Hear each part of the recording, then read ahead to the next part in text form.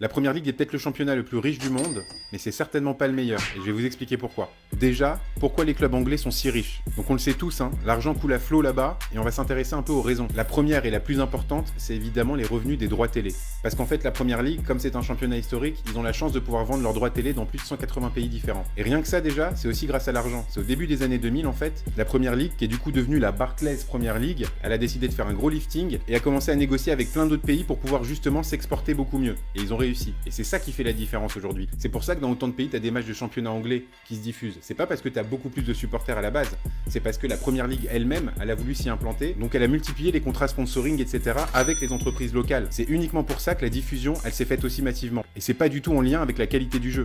Donc ça déjà, c'est la première chose. Donc les droits télé en Angleterre, accrochez-vous bien, sur 3 ans, ça représente à peu près 12 milliards. Ils sont à plus de 3,5 milliards par an. En chiffres, ça donne quoi? C'est très simple. Les 5 premiers du championnat anglais, ils touchent entre 185 et 200 millions d'euros par club. Liverpool, l'année dernière, par exemple, ils ont touché 230 millions d'euros net juste parce qu'ils ont été champions d'Angleterre. Et les 15 autres clubs, et ça concerne aussi les 5 derniers du championnat anglais, ils touchent entre 130 et 165 millions d'euros chaque année. Combien?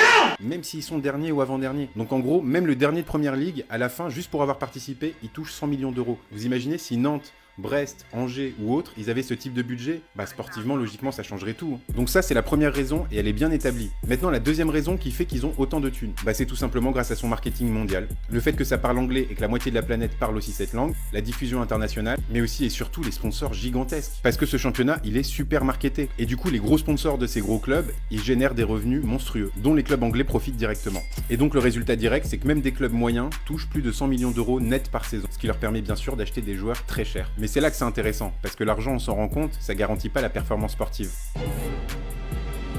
Parce qu'on s'en rend vraiment compte en regardant les matchs, et particulièrement la Première Ligue et la Ligue des Champions, mais malgré ces moyens énormes, les clubs anglais ne dominent plus du tout l'Europe. Même en championnat, on se rend compte qu'il y a très peu d'équipes, voire aucune, à part City et Liverpool peut-être ces dernières années, mais il n'y a aucune équipe qui a vraiment instauré une vraie identité de jeu. Et d'ailleurs, qu'est-ce qu'on s'ennuie devant les matchs de Première Ligue souvent? Et c'est pour ça aussi qu'on voit très régulièrement des équipes avec un budget beaucoup plus faible que le leur les battre en Coupe d'Europe. Pourquoi? Parce qu'avoir beaucoup d'argent ne veut pas dire forcément bien l'utiliser. Et au PSG, on en sait quelque chose. Recrutement raté, joueurs surpayés, effectifs mal construits. Puis j'en profite, mais s'il y a bien un pays qui aujourd'hui dérègle complètement le marché des transferts, c'est bien eux. Parce que les mecs, ils achètent toujours des mecs à des prix exorbitants et derrière, ils les revendent toujours à perte. Donc leur gestion, elle est vraiment pas bonne. Et heureusement pour eux qu'ils ont les droits télé. Parce que s'ils n'avaient pas autant d'argent, y a plein de clubs, ils feraient banqueroute, c'est évident. Voilà, donc cette vidéo, elle s'adressait surtout aux Anglais de mauvaise foi. Mais s'il vous plaît, arrêtez de nous dire que l'argent n'a rien à voir là-dedans. Parce que ça a tout à voir. Et malgré ça, vous avez quand même réussi là sur les derniers huitièmes de finale à faire 0 victoire sur 6 matchs. Remettez-vous en question.